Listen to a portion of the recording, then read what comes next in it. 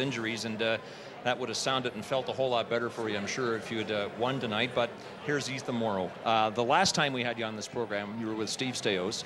Two, you were eager to come on because you wanted to give each other the business. And then you lost a tough game against the Calgary Flames, a game with playoff ramifications. And it was a tough show. Nothing I said worked. I failed miserably that night to the point that you and Steve both felt sorry for me. I know, and this is probably not going to be a lot easier tonight. You're not the first guy to feel sorry for you. I know. Thank you, Craig. But we appreciate the fact that you've shown up ready, willing, and able to do the program under difficult circumstances. Now, Craig coached you for many years on the Oilers tonight. He's going to quiz you. The only difference is you don't have to get the answers right this time. Craig. No, Ethan, I know a difficult game, but one that it looked like your team really turned the corner. What's your assessment of a tough loss but a good battle tonight? We played better. We wanted to compete more. We felt against Toronto. We didn't win enough battles, and we didn't have enough guys collectively going, especially up front. So there were signs tonight where guys played a little bit harder. We generated more offense. We just weren't able to get that next goal. What did you feel about a young kid like Liam Reddick's coming up in his second game and getting his first goal? How was that impact for him coming in the lineup? It's always exciting to see a guy get his first goal. Sometimes you lose sight of that, how exciting it is to play in the league and how exciting it must be for him and his family tonight. So we're thrilled for him. Ethan, it was a wild final minute. I want to get some clarification on the penalty call against you that saw you have to go through the torture of watching the tying goal with 10 seconds to go from the penalty box. What was the call? What did you hear from the referee? I think the final call was tripping. So let's see if there's a trip here. Nope. So, and I don't know, wrong call, wrong guy. Is that what he told you? All right, you don't have to confirm. There's so many things that go on in a hockey game, and it's really it's too bad that it has to be decided on a call like that. There's so many plays that can be called, and in a situation like that, you really hate to go down two men. Okay, let's move away from the game. The last 2 years have been incredibly tough for you. You had the shoulder injury that kept you to 7 games in 06-07. You broke your leg twice last year, and that kept you to 25 games on the season. So you had a lot of long, lonely days of rehab. Did you ever lose faith? No, never. I have a great support team, great teammates, great coaches.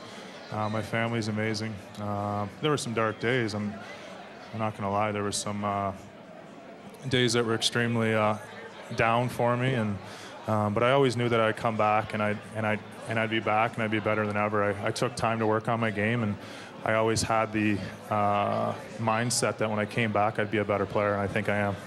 Ethan, I've seen firsthand the kind of influence that you put on working out and being in shape. And what's the toughest part of that rehab process? I mean, I know you're not around the team as much, and how much mental angst is there as much as there is physical?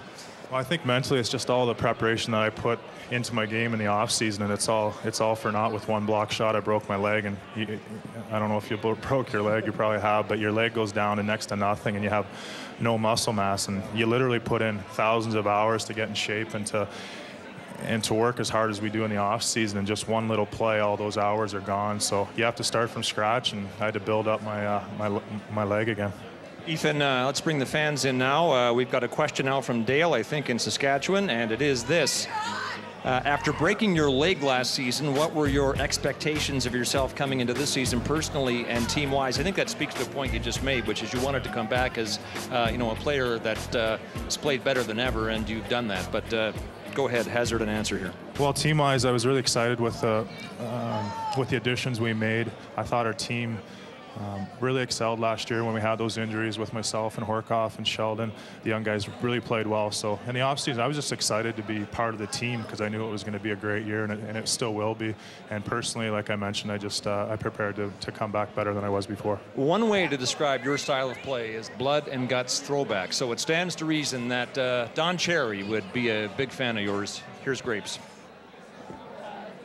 One of our favorites, Ethan Moreau.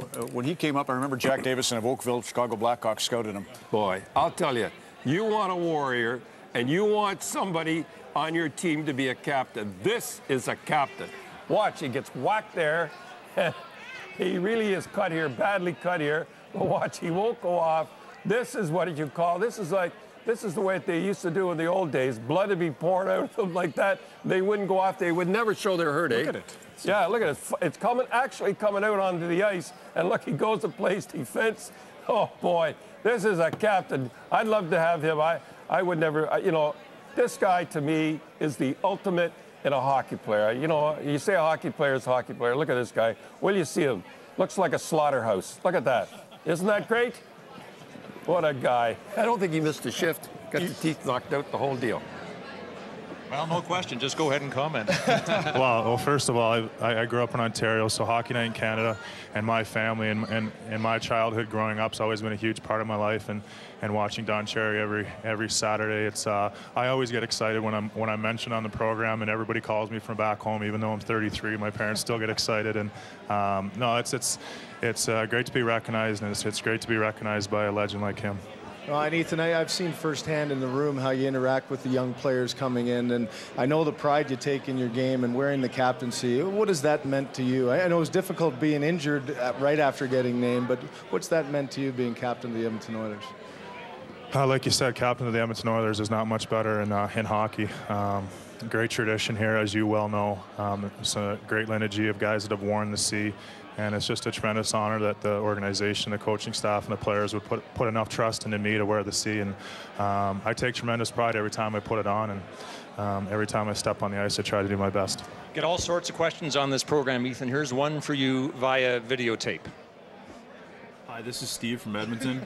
And Ethan, my question to you is, after all those years of complaining to me about being stuck in the third line with guys like Fernando Pisani, how are you handling the pressure, and how are you liking being on the first line?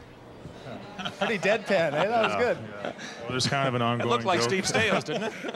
Yeah, he had the hat down. Yeah, he bugs me all the time. He goes, I don't know how you've done it 13 years in a row, and he goes, you never move down the depth chart and you never move up. So, well, he told me this morning that you constantly harangue him about your desire to be the half-wall guy in the first unit of the power play, and you can't understand why no one has ever seen the light, and Steve says he has to explain it to you every morning over coffee.